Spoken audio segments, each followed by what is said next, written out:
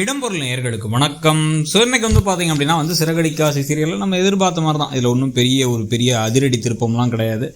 இப்போது அந்த வீடியோ போட்டு காமிச்சு மீனா காலத்துக்கும் சந்ததியினர்லாம் எப்படி வாழணும்னு ஒரு 80 வயசு பாட்டி தன்னுடைய வாழ்க்கையை பற்றி சொல்கிற நல்ல கருத்துக்கள், எல்லாரும் சந்தோஷமாக இருக்கணும், குடும்பத்துக்குள்ள ஒரு பிரிவினை இருக்கக்கூடாது, ஏற்றத்தாழ்வு இருக்கக்கூடாது அப்படின்னு எதிர்பார்க்குற ஒருத்தவங்க சொல்கிற கருத்துக்கள் அப்படின்னு சொல்லிட்டு எல்லாத்தையும் ரொம்ப பாராட்டி எல்லாரும் என்ன சொல்கிறாங்கன்னா, இந்த வீடியோ எனக்கு அனுப்புங்க, நான் என் ஃப்ரெண்ட்ஸுக்கெலாம் அனுப்புகிறேன், நானும் அப்பப்போ பார்த்துப்பேன் அப்படின்னு ஸ்ருதி கேட்க, இந்த பக்கம் மீனாவும் உடனே நான் அனுப்புகிறேன்னு சொல்ல, இதை பார்த்து உடனே பெருமையாயிடுச்சு பாட்டிக்கு. ஸோ அவங்க ஃப்ரெண்ட்ஸுமே என்ன சொல்கிறாங்க அப்படின்னா உனக்கு பரவாயில்ல, ரொம்ப நல்ல பேர பிள்ளைங்களாம் கிடச்சிருக்கு, இந்த கேக்கை கூட என் பேரை தான் என் பேரை ஒருத்தன் செஞ்சுருக்கான் அப்படின்லாம் சொல்லி சூப்பராக இருக்குன்னு சொல்லிட்டு எல்லோரும் சாப்பிட்டு எல்லாம் நல்லா நடந்து முடிஞ்சதுக்கப்புறமா இப்போ யார் இது அந்த பரிசை ஜெயிக்க போகிறா அப்படிங்கிற கேள்வி வருது. இதுக்கு மனோஜ் என்ன பண்ணுறாரு அப்படின்னா சரி ஓகே வாங்க அப்படின்னு சொல்லிட்டு அவரே நானே கேட்குறேன் அப்படின்ட்டு, பாட்டி எல்லாம் ஓகே, நீங்கள் பரிசு தரேன், நீங்களே யாருக்கு அப்படின்னோடனே விஜயா போய் பேக் எடுத்து வா அப்படின்னு அனுப்புகிறாங்க.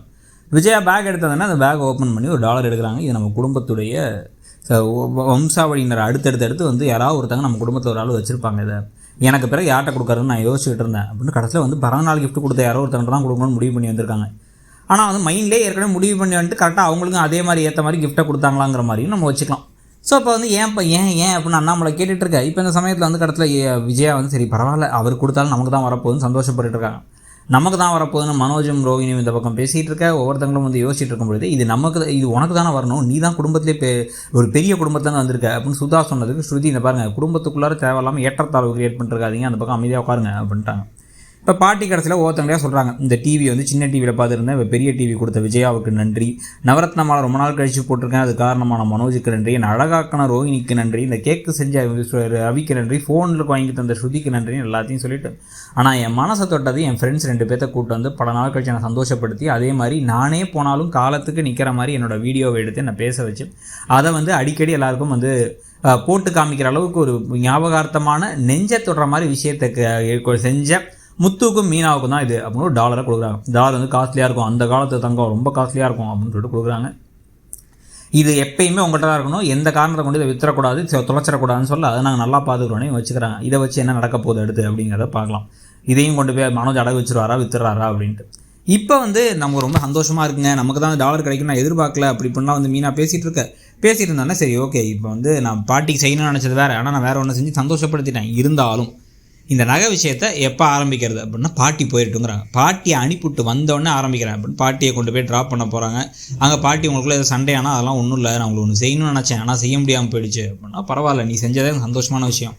நீ கையில் பணம் இருந்துச்சு, நகை இருந்துச்சு, ஏதாவது வாங்க நினச்சா அவன் பொண்டாட்டிக்கு வாங்கி கூட இனிமேல் அவ்வளோ சந்தோஷப்படுத்து, அவ கூட சண்டை போடாதுன்ட்டு கிளம்பிடுறாங்க பாட்டி. நேராக வீட்டுக்கு திருப்பி வந்தவர் டபக்குன்னு என்ன பண்ணுறாரு அப்படின்னா கதவை லாக் பண்ணிட்டு வேலைக்கெலாம் ஒன்று நீங்கள் போக வேணாம் அப்படின்னு இந்த பக்கம் யார்கிட்ட சொல்கிறாரு அப்படின்னா ரோஹினிட்டையும் மனோஜ்டையும் கொஞ்சம் வெயிட் பண்ணுங்கிறார். ஸ்ருதி போகணுன்னு அவங்கள்ட்ட கொஞ்சம் நேரம் கழித்து பல குரல் கொடுத்துக்கலாம், இப்போ வெயிட் பண்ணு அப்படின்னு வெயிட் பண்ண சொல்லிட்டு, நான் இப்போ ஒரு விஷயத்தை பண்ணேன், நான் பேசணும், நான் பாட்டி போகிறதுக்காக வெயிட் பண்ணிட்டு இருந்தேன், நகையெல்லாம் எடுத்துகிட்டு போயிட்டு நான் அவங்களுக்கு முதல்ல ரெட்டை செயின் வாங்கணுங்கிறதுக்காக அடகு வைக்க கொண்டு போனேன் அப்படிங்கிறார். உடனே இப்போவே மனோஜும் வெஜ்ஜாவும் முடிக்க ஆரம்பிச்சிட்டாங்க. உடனே அப்போ நீங்கள் ஆனால் இப்போ செயின் எதுவும் போடலையே அப்படின்னு ஸ்ருதி சொல்ல, கரெக்டு தான் போடலை, இருந்தாலும் ஏன் போடலை அப்படின்னா இந்த நகையை கொண்டு போய் எங்கே கொடுத்தா அவங்க என்ன போலீஸை கூப்பிடணுன்ட்டாங்க, இதெல்லாம் ஒரிஜினல் நகரில் கவரிங் நகர்னு சொல்லிட்டாங்க அப்படின்னு ஷாக் ஆகி எடுத்து பார்க்குறாரு அண்ணாமலை. ஆமாம் கவரிங் மாதிரி தான் இருக்குது அப்படின்னு சொல்லிட்டு, என்ன விஜயா இது அப்படின்னா, எனக்கு என்ன தெரியும், அவங்க வீட்டிலேருந்து கொடுத்ததே கவரிங் கொடுத்துருப்பாங்க, என்ன மீனா அப்படிங்க. உடனே இவங்க கடுப்பாயிட்டாங்க, என்ன எங்கள் வீட்டிலேருந்து கவரிங் கொடுத்தாங்களா அப்படின்னு கடுப்பாக. உடனே முத்து என்ன சொல்கிறாருன்னா, அந்த பாருப்பா நான் கோவப்படுவேன், நிதானம் இல்லாமல் செயல்படுவேன், நான் பொறுமையாக பாட்டி இந்த வரைக்கும் பிரச்சனை வேணான்னு மீனா சொன்னதை கேட்டு பாட்டியை அனுப்பிவிட்டு எல்லாரையும் கூப்பிட்டு வீட்டில் சபையில் நிற்க வச்சு இப்போ அந்த நகை விஷயத்த சொல்கிறேன், நீ தான் நியாயமான ஒரு ஆள், நீ இதில் முடிவெடு அப்படின்னு சொல்லிடுறாங்க. அப்படின்னு சொல்லிடுறாரு. உடனே இப்போ இந்த பக்கம் அண்ணாமலை யோசிக்க, இந்த பக்கம் மனோஜ் திருன்னு முடிக்க, இன்றைக்கி எபிசோட் முடியுது. நாளைக்கு மனோஜை கோத்து விடுறதுக்கு, மனோஜ் தான் அதை பண்ணியிருப்பாருங்கிறத கன்ஃபார்ம் பண்ணுறதுக்கு சூப்பரான ஒரு பிளான் போடுறாங்க. ஸோ இன்றைக்கி எபிசோடை பற்றி நீங்கள் என்ன நினச்சிங்கிறத சொல்லுங்கள். தேங்க்யூ.